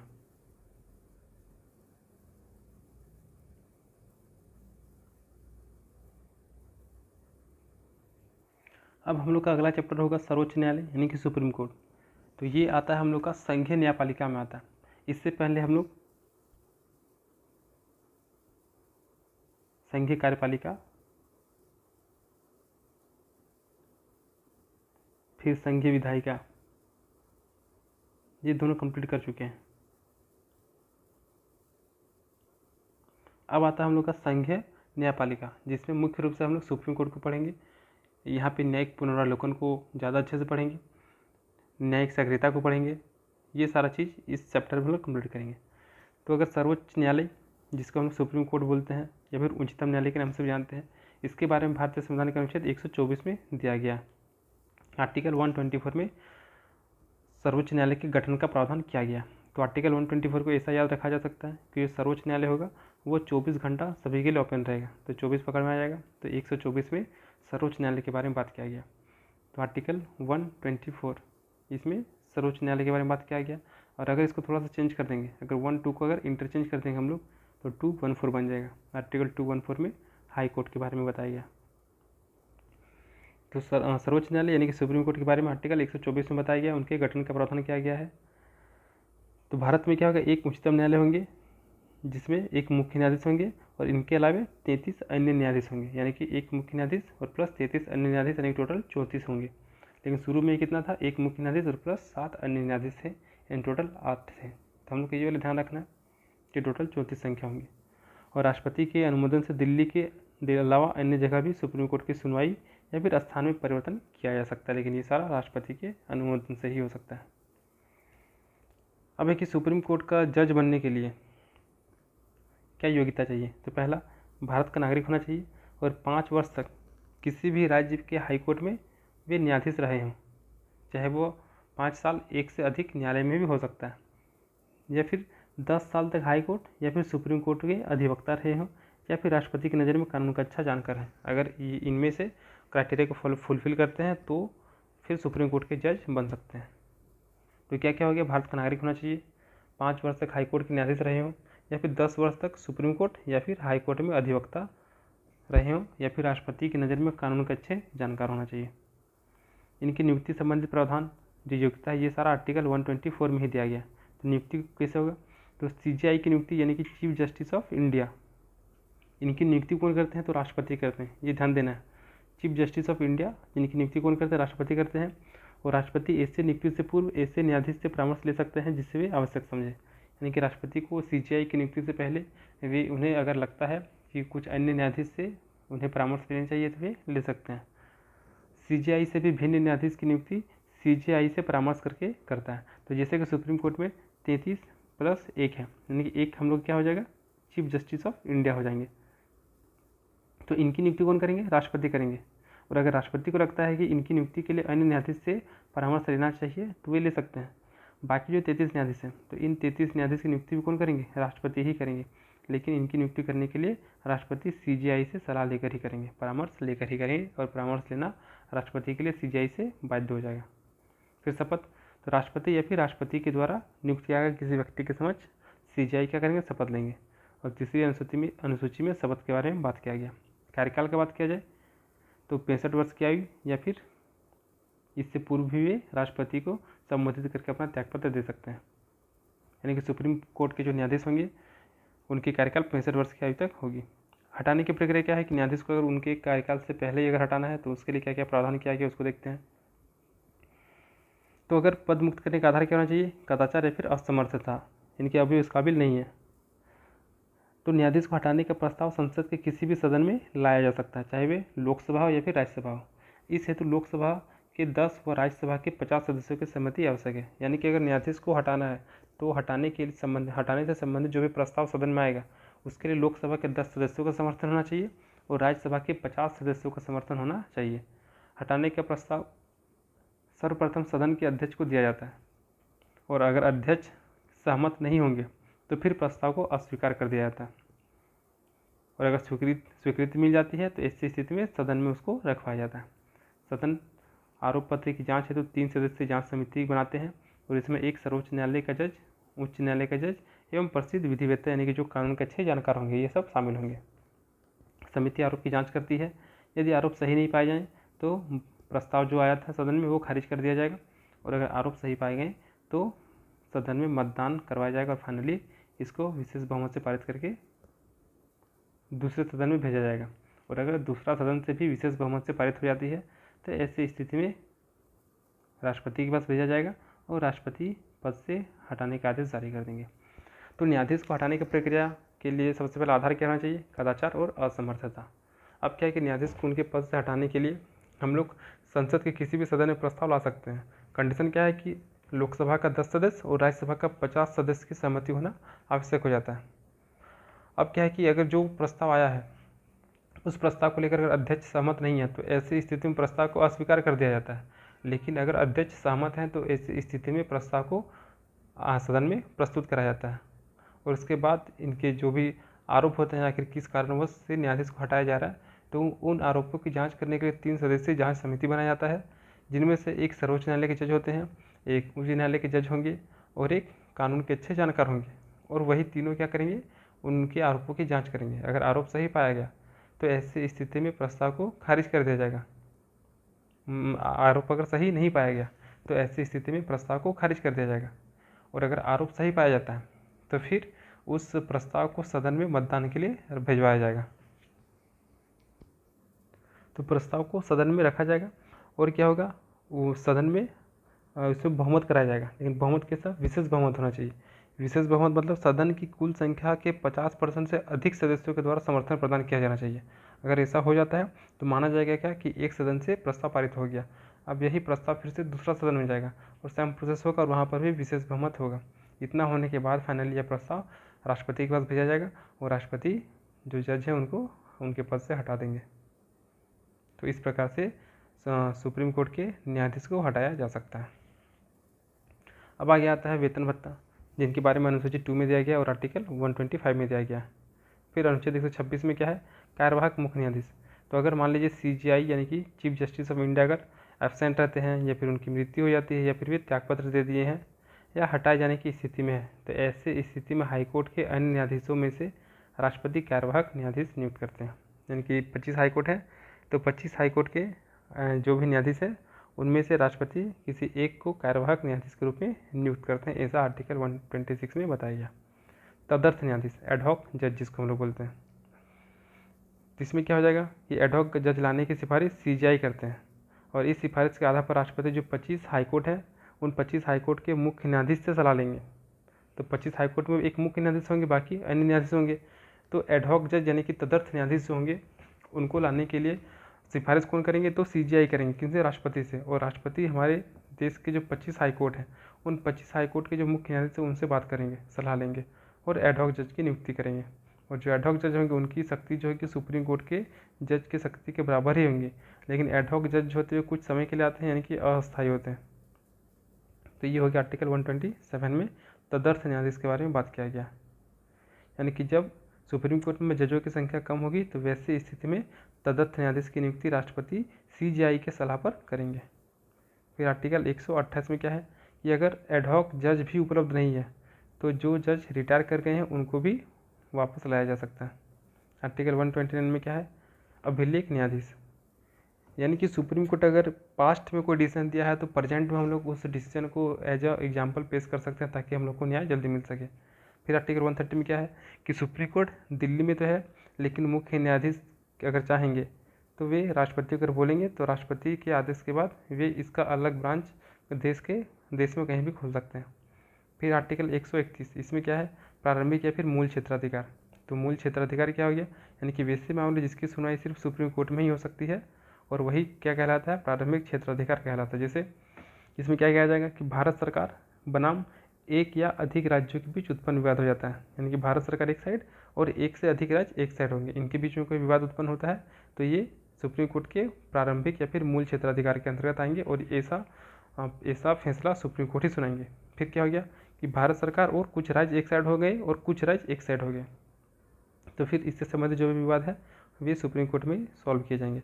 फिर क्या है, दो या दो से अधिक राज्य के बीच में कोई विवाद उत्पन्न होता है तो फिर वे सुप्रीम कोर्ट में सॉल्व होंगे। राष्ट्रपति या उपराष्ट्रपति के चुनाव से संबंधित कोई विवाद है तो वो भी सुप्रीम कोर्ट में ही जाके होगा। फिर एक हाई कोर्ट से दूसरे हाई कोर्ट में केस का हस्तांतरण करना या खुद के पास हस्तांतरित करना, तो ये सारा मैटर सुप्रीम कोर्ट के प्रारंभिक या फिर मूल क्षेत्राधिकार में आते हैं और ये सारा चीज़ सुप्रीम कोर्ट में ही फैसला सुनाया जाता है। अब आ गया आर्टिकल 132। तो आर्टिकल 132 में क्या है, सुप्रीम कोर्ट का अपीली क्षेत्राधिकार। अपीली क्षेत्राधिकार मतलब क्या हो गया कि जो अगर निचली अदालत का जो निर्णय है उसको सुप्रीम कोर्ट में चुनौती दी जा सकती है, यानी कि अगर हाई कोर्ट को डिसीजन सुनाया है तो उस डिसीजन को हम लोग सुप्रीम कोर्ट में चुनौती दे सकते हैं। अब है क्या आर्टिकल 143। आर्टिकल 143 में क्या है कि राष्ट्रपति किसी सार्वजनिक महत्व के विषय में सुप्रीम कोर्ट से सलाह मांग सकते हैं, और यहाँ पर सुप्रीम कोर्ट सलाह देने के लिए बाध्य भी है, लेकिन राष्ट्रपति सुप्रीम कोर्ट के सलाह को मानेंगे इसके लिए बाध्य नहीं है। तो ध्यान देना आर्टिकल 143 में बताया गया है ये वाला। फिर आर्टिकल 129 के तहत सुप्रीम कोर्ट एक अभिलेख न्यायालय का दर्जा प्राप्त है। इसका अर्थ है कि सुप्रीम कोर्ट के निर्णय सभी न्यायालयों के समक्ष साक्ष्य के रूप में स्वीकार होंगे, यानी कि पास्ट में जो भी केस है उनकी सुनवाई हो चुकी है तो उसको हम लोग एज एग्जाम्पल प्रेजेंट में पेश कर सकते हैं ताकि हम लोग को त्वरित न्याय मिल सके। अब आर्टिकल 137 जिसमें न्यायिक पुनरावलोकन का अधिकार के बारे में बात किया गया है। तो ये ध्यान देना, न्यायिक पुनरावलोकन कौन सा आर्टिकल, आर्टिकल 137। सुप्रीम कोर्ट कौन सा आर्टिकल हो गया, आर्टिकल 124 हो गया। हाई कोर्ट की बात करेंगे तो 1 और 2 को इंटरचेंज कर देंगे तो 214।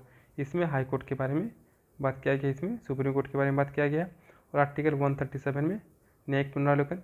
इसके अलावा आर्टिकल 143 में क्या बात किया गया है कि राष्ट्रपति किसी भी सार्वजनिक महत्व के विषय में सुप्रीम कोर्ट से सलाह मांग सकते हैं, हालांकि वे उनकी सलाह को मानने के लिए बाध्य नहीं है, लेकिन सुप्रीम कोर्ट उनको सलाह देने के लिए बाध्य है। तो आर्टिकल 137 में न्यायिक पुनरावलोकन का अधिकार के बारे में बात किया गया। तो न्यायिक पुनरावलोकन में क्या हो जाएगा मुख्य रूप से, तो मान लीजिए कि अगर सुप्रीम कोर्ट भूतकाल में यानी कि पास्ट में कोई डिसीजन सुना चुका है लेकिन वर्तमान में लगता है कि वो सही नहीं है, तो ऐसी स्थिति में वे अपने ही फैसले को बदल सकते हैं। फिर क्या है कि संसद या फिर विधानमंडल के द्वारा कोई अगर कानून बनाया गया है और लगता है सुप्रीम कोर्ट को क्या कि वह कानून सही नहीं है, तो ऐसी स्थिति में वे उस कानून को जांच पड़ताल भी कर सकते हैं, समीक्षा भी कर सकते हैं और अगर लगे तो उसको बदल भी सकते हैं।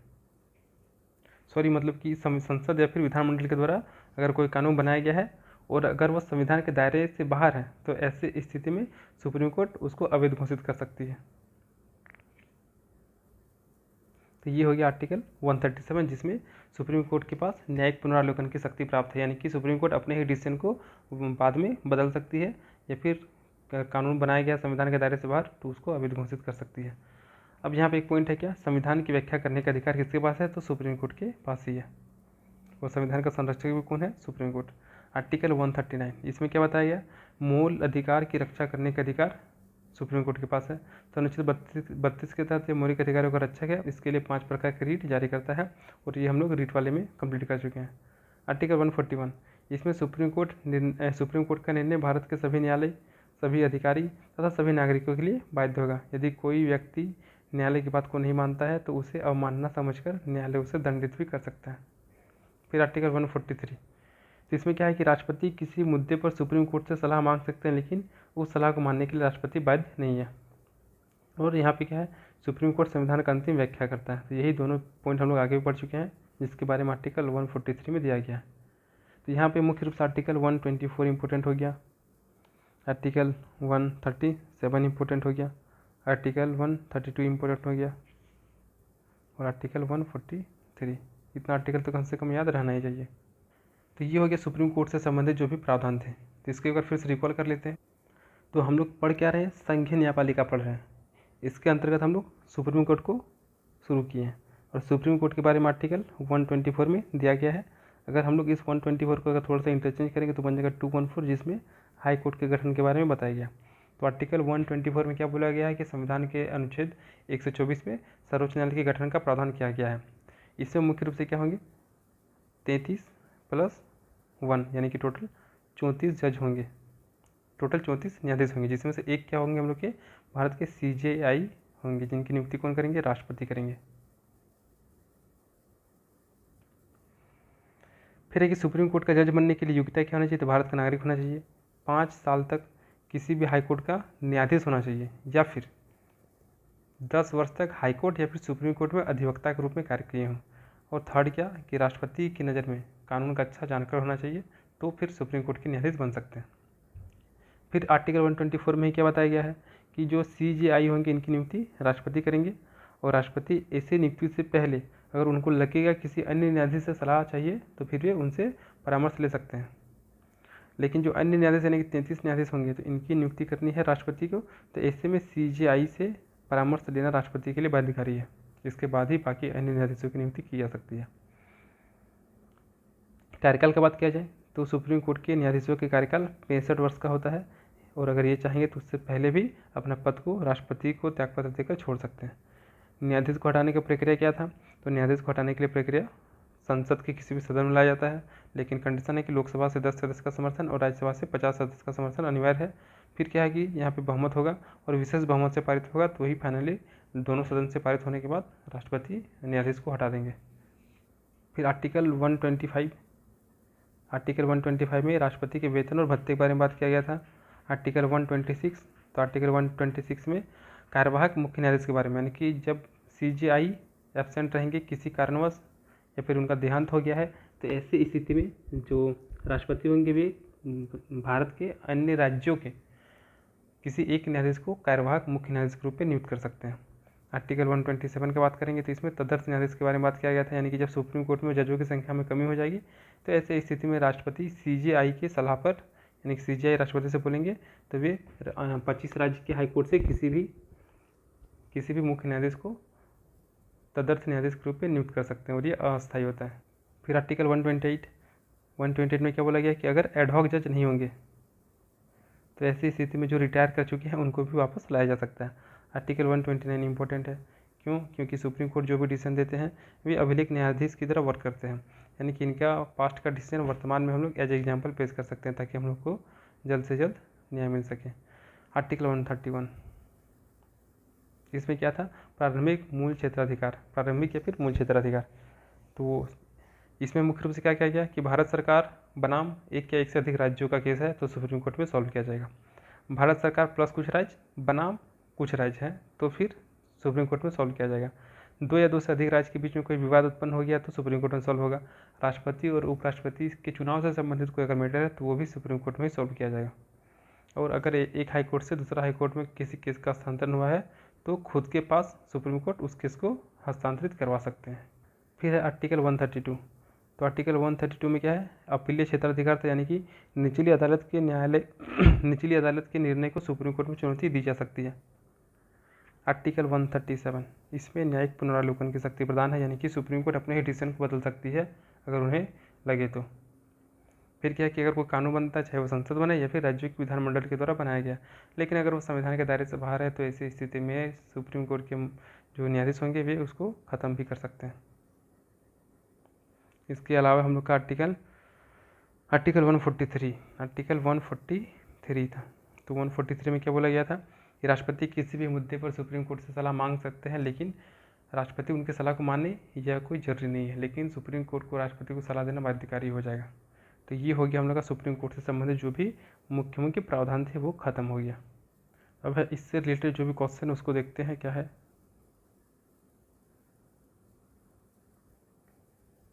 ये रहा, सुप्रीम कोर्ट की गठन, संरचना एवं कार्यों पर प्रकाश डालें। तो फिर से इस क्वेश्चन में बहुत सारा चीज़ रिपीटेड मिलने वाला है, तो हमें नहीं लगता इसको फिर से बताने की आवश्यकता है, क्योंकि वही सारा चीज़ को फिर से यहाँ पे लाइन बाय लाइन लिख दिया गया। आप लोग खुद से एक बार पढ़ सकते हैं, सेम चीज़ है। फिर ये सारा चीज़ ये तो हो ही गया, ये सारा चीज़ बता ही चुके अभी। प्रारंभिक मूल क्षेत्राधिकार से हम वही लाइन से उठा के यहाँ पे फिर से डाला गया। ये भी परामर्शदात्री क्षेत्राधिकार आर्टिकल 143 के तहत, फिर अभिलेख न्यायालय आर्टिकल 129 के तहत, न्यायिक पुनरावलोकन 137 के तहत, संविधान की व्याख्या सुप्रीम कोर्ट ही करेंगे, या फिर मूल अधिकारों की रक्षा। तो ये सारा चीज़ हम लोग देख चुके हैं, तो इस क्वेश्चन को फिर से रिपीट करना टाइम क्या बर्बादी होगा। तो आप लोग खुद से इसको एक बार पढ़ लीजिएगा, यानी कि अगर पिछला ये सारा चीज़ अगर क्लियर है तो इसमें कोई दिक्कत आने वाला ही नहीं है। इम्पोर्टेंट है ये वाला, न्यायिक पुनरावलोकन आर्टिकल 137। तो आर्टिकल 137 में न्यायिक पुनरावलोकन के बारे में बताया गया। तो न्यायिक पुनरावलोकन में क्या देखें हम लोग कि सुप्रीम कोर्ट अपने ही दिए गए डिसीजन को बदल सकते हैं, या फिर संसद या फिर राज्यों के विधानमंडल के द्वारा कोई कानून बनाया जाता है, लेकिन वह कानून संविधान का उल्लंघन करते हैं या फिर उनके क्षेत्रों का अतिक्रमण करती है। तो ऐसे स्थिति में सुप्रीम कोर्ट क्या करेंगी, उनके उस कानून को रद्द कर सकती है। यही था। तो देखते हैं इसमें क्या है। तो न्यायिक पुनरावलोकन का तात्पर्य उच्चतम न्यायालय यानी कि सुप्रीम कोर्ट की बात करते हैं। सुप्रीम कोर्ट को हम लोग उच्चतम न्यायालय बोलते हैं, जबकि हाई कोर्ट को उच्च न्यायालय बोलते हैं। तो न्यायिक पुनरावलोकन का तात्पर्य उच्चतम न्यायालय द्वारा संविधान तथा उसकी सर्वोच्चता की रक्षा करने की व्यवस्था से है। यदि संघीय या फिर राज्य विधानमंडल के द्वारा संविधान का अतिक्रमण किया जाता है, अर्थात अपने निश्चित सीमाओं के बाहर कानून का निर्माण करता हो, तो संघीय या राज्य विधानमंडल द्वारा निर्मित ऐसी प्रत्येक विधि को अंततः सर्वोच्च न्यायालय असंवैधानिक घोषित कर सकता है। पढ़ चुके हैं ये वाला। राज्य विधानमंडल के द्वारा बनाए गए कानून को असंवैधानिक घोषित उच्च न्यायालय करता है, लेकिन इसके विरुद्ध कोई अपील हो तो अंतिम निर्णय उच्चतम न्यायालय की ही होती है। और सर्वोच्च न्यायालय की इसी शक्ति को न्यायिक पुनरावलोकन की शक्ति कहा जाता है। यानी कि कुल मिला के संसद हो या फिर राज्यों का विधानमंडल हो, इनके पास कानून बनाने का अधिकार है, लेकिन वे कानून संविधान का अतिक्रमण करके बनना नहीं चाहिए। अगर ऐसा होता है तो सुप्रीम कोर्ट क्या करेंगे, इनको ख़त्म कर देंगे। तो सुप्रीम कोर्ट का यही पावर क्या कहलाता है, न्यायिक पुनरावलोकन कहलाता है, जो कि अमेरिका के संविधान से लिया गया। ये याद रखना, ये सब पूछता है कहीं पे कि कहाँ से लिया गया है। तो न्यायिक पुनरावलोकन अमेरिका के संविधान से लिया गया है, और ये हमारे संविधान के प्रमुख लक्षण माना जाता है, जो इस प्रकार है। तो न्यायिक पुनरावलोकन की शक्ति उच्चतम न्यायालय तथा उच्च न्यायालय दोनों के लिए है, दोनों को है। लेकिन उच्च न्यायालय यानी कि हाई कोर्ट के विरुद्ध उच्चतम न्यायालय में अपील दायर हो तो ऐसी स्थिति में उच्चतम न्यायालय का ही निर्णय अंतिम होगा। इसमें क्या होगा कि अगर उच्च न्यायालय के विरुद्ध ही अगर उच्चतम न्यायालय में कोई अपील दायर किया गया हो तो जो उच्चतम न्यायालय का जो डिसीजन होगा वही क्या होगा, फाइनल डिसीजन होगा। फिर एक साधारण कानून के द्वारा संविधान संशोधन अधिनियम को भी न्यायिक पुनरावलोकन संभव है। न्यायिक पुनरावलोकन की प्रक्रिया में सिर्फ कानून की संवैधानिकता पर विचार किया जाता है, अर्थात न्यायालय यह देखता है कि क्या वह कानून संसद या विधानमंडल के कार्यक्षेत्र के अधीन आता है कि नहीं, और यदि नहीं आता है तो उसे न्यायालय निरस्त कर देगा। यानी कुल मिला के जो कानून बना है वो विधानमंडल या फिर संसद के कार्यक्षेत्र के अधीन आता है या नहीं आता। अगर नहीं आता है तो उसको सुप्रीम कोर्ट खत्म कर देंगे। फिर एक न्यायिक पुनरावलोकन की प्रक्रिया में न्यायपालिका द्वारा लिए गए निर्णय को निरस्त करने के लिए कानूनों में संशोधन भी किया जाता है और न्यायालय कानून की वैधता को मानकर आगे बढ़ती है और इस कानून को चुनौती देने वाले व्यक्ति का दायित्व होता है कि उसे असंवैधानिक सिद्ध करे। यानी कि कोई कानून संसद के द्वारा या फिर विधानमंडल के द्वारा बनाया गया, लेकिन कोई व्यक्ति को लगता है कि वह उनके कार्य क्षेत्र से बाहर है, तो ऐसी स्थिति में उनका दायित्व होता है, यानी कि जिन्होंने इसे चुनौती दिया उनका दायित्व होता है कि वे इसकी असंवैधानिकता को सिद्ध करने के लिए जो भी प्रमाण है, जो भी साक्ष्य, उनको सुप्रीम कोर्ट के समक्ष पेश करें। अन्यथा हर बार कोई ना कोई व्यक्ति उठकर चल जाएगा सुप्रीम कोर्ट, बोलेगा ये कानून सही नहीं है। अब आगे है, भारतीय न्यायपालिका समानता का अधिकार का पालन करती है, आर्टिकल 14 में बताया गया है।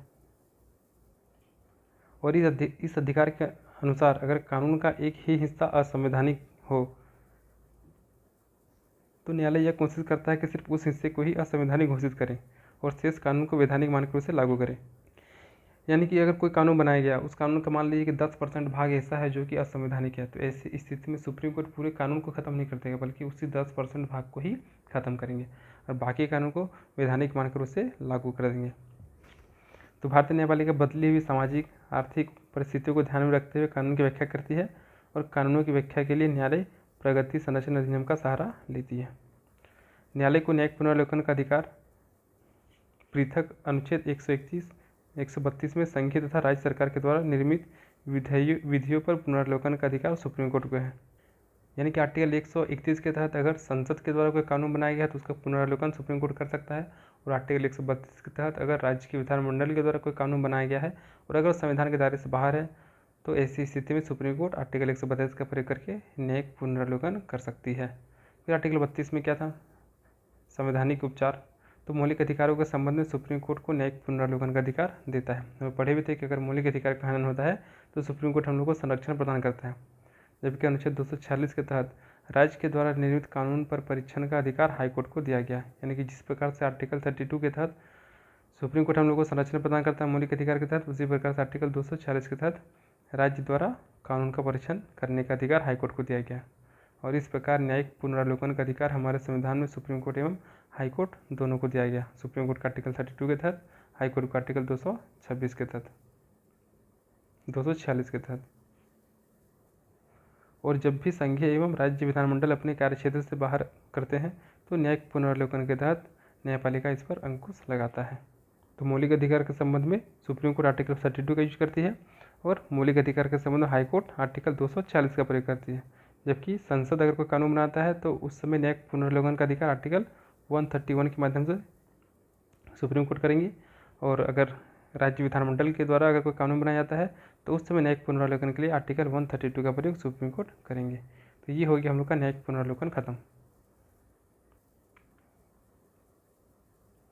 अब अगला क्वेश्चन है हम लोग का, न्यायिक सक्रियता क्या है। यानी कि न्यायपालिका सक्रिय जब हो जाते हैं तो वही स्थिति कहलाता है न्यायिक सक्रियता। न्यायिक सक्रियता संसदीय लोकतंत्र में द्विधारी तलवार है, स्पष्ट करें। क्वेश्चन है कि न्यायिक सक्रियता क्या है, सबसे पहला डेफिनेशन देना है। तो न्यायिक सक्रियता क्या है, तो सरकार के 3 अंग हैं, कार्यपालिका, विधायिका और न्यायपालिका, और तीनों के अपने अलग अलग शक्ति हैं, अपने अपने अलग अलग क्षेत्र हैं। विधायिका का काम क्या है, कानून बनाना। कार्यपालिका का काम उस कानून को लागू करना, और न्यायपालिका का काम क्या है, कानून को संरक्षण प्रदान करना। यही है। लेकिन जब कार्यपालिका और विधायिका अपने कर्तव्य और अधिकार को संचालित करने में अक्षम साबित होती है तो ऐसी स्थिति में इनकी जो भी कार्यवाही होती है उन कार्यवाहियों पर न्यायपालिका का हस्तक्षेप होना ही क्या कहलाता है, न्यायिक सक्रियता कहलाती है। यानी कि कुल मिला के जब विधायिका कार्यपालिका सही ढंग से कार्य नहीं कर पा रही है तो ऐसी स्थिति में उनके कार्यों में न्यायपालिका का हस्तक्षेप होना ही क्या कहलाता है, न्यायिक सक्रियता कहलाता है। यानी कि कार्यपालिका और विधायिका जब कार्य नहीं कर पाती है तो न्यायपालिका एक्टिव हो जाती है, तो वही कहलाता है न्यायिक सक्रियता। और न्यायपालिका ही क्या करती है, भारतीय लोकतंत्र की रक्षा और विकास के क्षेत्र में अहम भूमिका भी निभाती है। क्योंकि जब कार्यपालिका और विधायिका अपने कार्य को संविधान के अनुरूप नहीं कर पाते हैं तो ऐसी स्थिति में सफल संचालन न्यायपालिका के द्वारा ही किया जाता है, और इस तरह न्यायपालिका का कर्तव्य बहुत अधिक बढ़ जाता है जब विधायिका और कार्यपालिका सही तरीके से कार्य नहीं कर पाते। क्योंकि वर्तमान में हमारे प्रतिनिधि को पद और जनता के मत के सिवाय और किसी भी चीज़ की आवश्यकता महसूस नहीं होती है।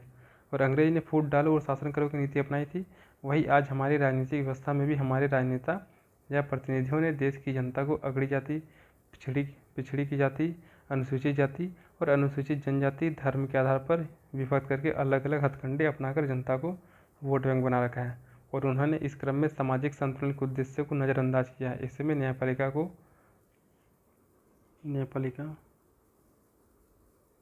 की भूमिका अत्यधिक बढ़ गई है। तो इस पैराग्राफ में क्या हो गया मुख्य रूप से कि सरकार के 3 अंग हैं, कार्यपालिका, विधायिका और न्यायपालिका, और इस सबके अपने कार्य हैं, अपनी शक्ति है, अपने कर्तव्य क्षेत्र हैं। तो जब कार्यपालिका विधायिका कार्य नहीं कर पाती है तो ऐसी स्थिति में न्यायपालिका एक्टिव हो जाती है, तो वही कहलाता है न्यायिक सक्रियता।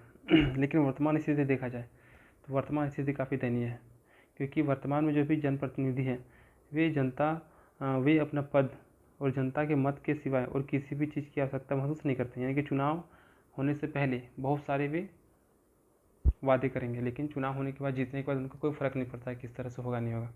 अभी झारखंड में विधानसभा चुनाव होने वाले हैं, अभी हर गवर्नमेंट अलग अलग प्रकार के स्कीम निकाल रही है, अलग अलग प्रकार के लालच दे रही है, लेकिन वे चुनाव जीतने के बाद कोई भी कार्य नहीं करते हैं। ये झारखंड गवर्नमेंट में देखा गया। तो वही हो रहा कि वर्तमान में जो भी प्रतिनिधि है उनको पद और जनता के मत के सिवाय और भी किसी भी चीज़ की आवश्यकता महसूस नहीं होती है,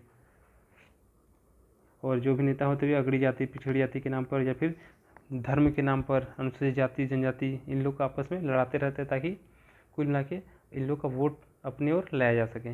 कोई अगर हिंदू है तो वो हिंदू राष्ट्र बनाएंगे, या फिर अलग अलग करके हिंदुओं के वोट को अपने साइड खींचना चाहते हैं, तो कोई मुसलमान के वोट को खींचना चाहते हैं। तो कुल मिला के वे अपना पद को बनाना चाहते हैं। तो ऐसी स्थिति में जो सामाजिक संतुलन होना चाहिए था, उसको ये लोग काफ़ी ज़्यादा नज़रअंदाज करते हैं। तो ऐसे में न्यायपालिका की भूमिका काफ़ी ज़्यादा बढ़ जाती है। तो जब कार्यपालिका और विधायिका अपनी जिम्मेदारियों को प्रभावशाली ढंग से निष्पादन करने में विफल हो जाती है, तो न्यायपालिका उस पर हस्तक्षेप के माध्यम से दबाव बढ़ाती है। तो यह दबाव जनता, राजनीतिक एवं सामाजिक संगठन तथा जन संचारों के माध्यम से डाली जाती है। ऐसी परिस्थितियों में ही न्यायपालिका अपने सामान्य कार्यक्षेत्र से बाहर निकलकर राजनीति और न्यायिक सक्रियता दिखाती है।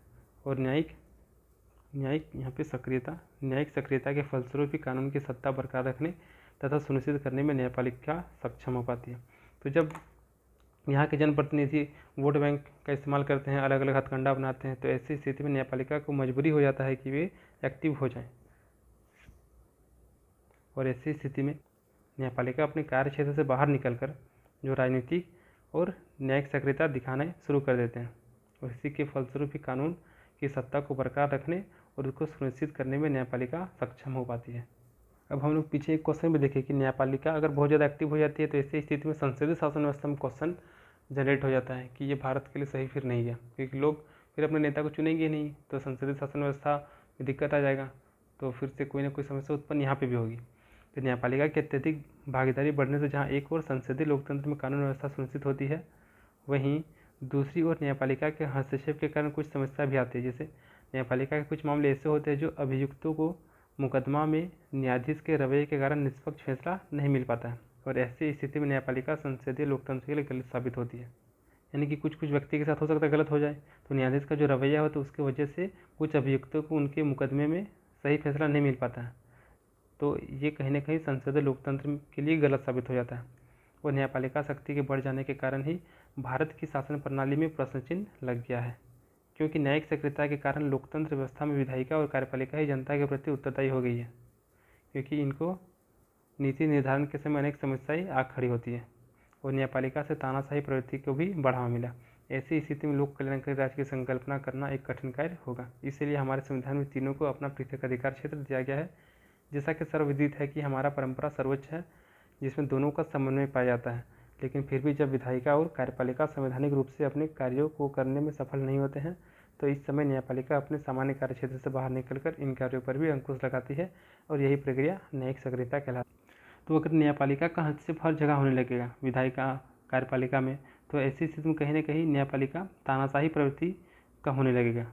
तो फिर लोक कल्याणकारी राज्य का जो एक सपना है हम लोग का, उसको फुलफिल करना काफ़ी ज़्यादा कठिन हो जाएगा। और इसीलिए हमारे संविधान में सबको अपना अलग अलग कार्यक्षेत्र दिया गया। तो न्यायपालिका का अपने सामान्य कार्यक्षेत्र से बाहर निकलकर, और एक कब बाहर निकलेंगे, जब विधायिका और कार्यपालिका कार्य करने में सक्षम नहीं होंगे, तो उनके कार्यों पर भी अंकुश लगाती है।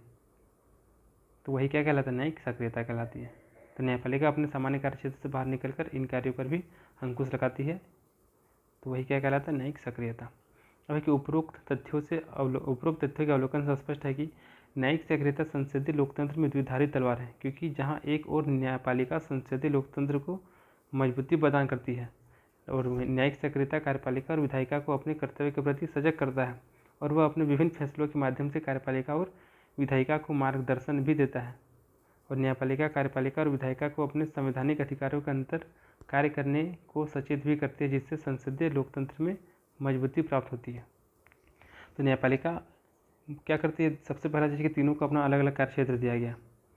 तो जहाँ एक और न्यायपालिका संसदीय लोकतंत्र को मजबूती प्रदान करता है, कैसे, तो न्यायिक सक्रियता की वजह से कार्यपालिका और विधायिका को अपने कार्य के प्रति सजग रहना पड़ता है, क्योंकि उनको पता है कि अगर वो सही से कार्य नहीं करेंगे तो फिर न्यायपालिका एक्टिव हो जाएगी। प्लस क्या हो गया कि वे जो भी फैसले लेंगे उन फैसलों के माध्यम से कार्यपालिका और विधायिका को मार्गदर्शन भी देंगे और साथ ही साथ विधायिका और कार्यपालिका को संवैधानिक दायरों के अंतर्गत रहकर ही कार्य करने पर भी उनको सचेत करते रहती है। तो कहीं न कहीं एक तरफ संसदीय शासन व्यवस्था को मजबूत बनाने में न्यायपालिका का बहुत महत्वपूर्ण भूमिका है, तो वहीं दूसरी ओर न्यायपालिका कहीं न कहीं तानाशाही प्रवृत्ति भी लेने लगती है। तो न्यायपालिका संविधान के भाग 3 में लिखित मौलिक अधिकारों पर संरक्षण प्रदान करती है, आर्टिकल 32 के तहत देखे थे हम लोग, और उसके हनन होने पर रीट के माध्यम से पुनः अधिकार प्रदान भी करता है।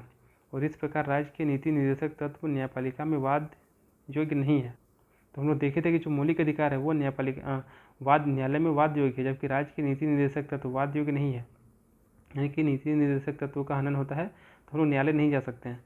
फिर भी सामाजिक एवं आर्थिक न्याय के लिए आवश्यक है कि न्यायपालिका इसके क्रियान्वयन के लिए सरकार को आवश्यक निर्देश जारी करे और इसे निर्देश करने का सुझाव देती है। न्यायिक सक्रियता भ्रष्टाचार जैसे आपराधिक मामले एवं हवाला कांड, चारा कांड, भूमि घोटाला कांड इत्यादि को उजागर करके उसमें रोक लगाने में सहायता प्रदान करती है, जो लोकतंत्र के लिए हितकर है। न्यायिक सक्रियता से ही चुनावी भ्रष्टाचार एवं अनियमितताओं को रोकने में सफलता मिली है, जिससे लोकतंत्र को मजबूती मिली। तो राज्य के नीति निर्देशक तत्व जो कि न्यायालय में वाद योग्य नहीं है, तो वाद योग्य नहीं है, फिर भी न्यायपालिका सामाजिक और आर्थिक न्याय के लिए इसके क्रियान्वयन के लिए सरकार को आवश्यक दिशा निर्देश जारी करते हैं, प्लस उनको सुझाव भी देती है।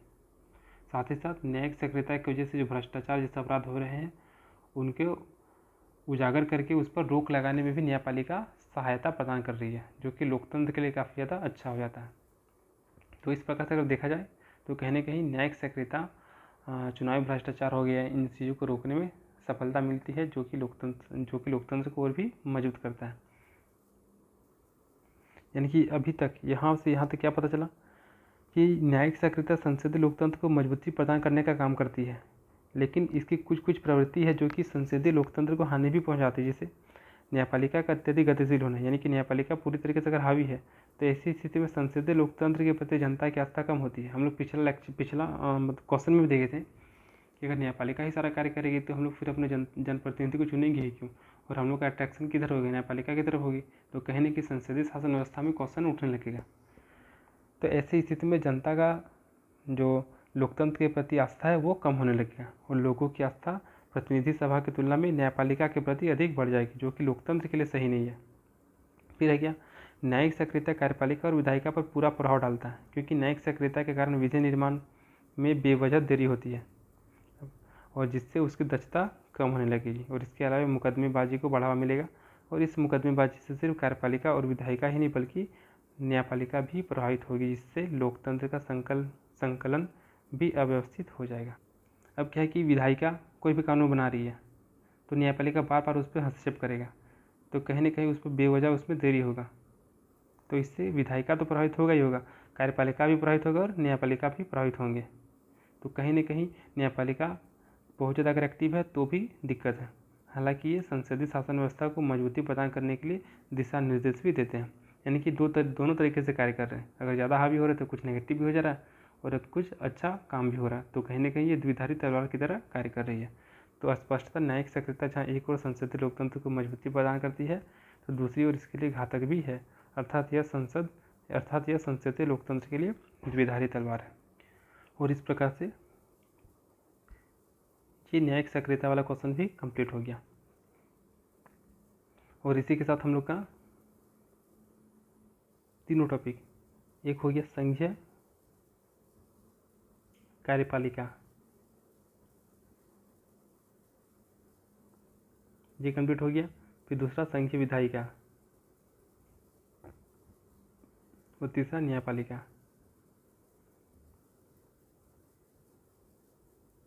तो संघीय कार्यपालिका खत्म, संघीय विधायिका खत्म और संघीय न्यायपालिका खत्म हो गया।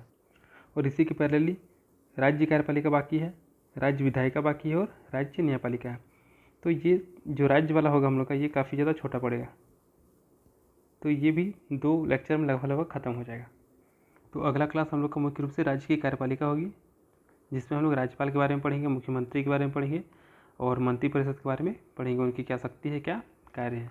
तो मिलते हैं अगली वीडियो के साथ, तब तक के लिए धन्यवाद।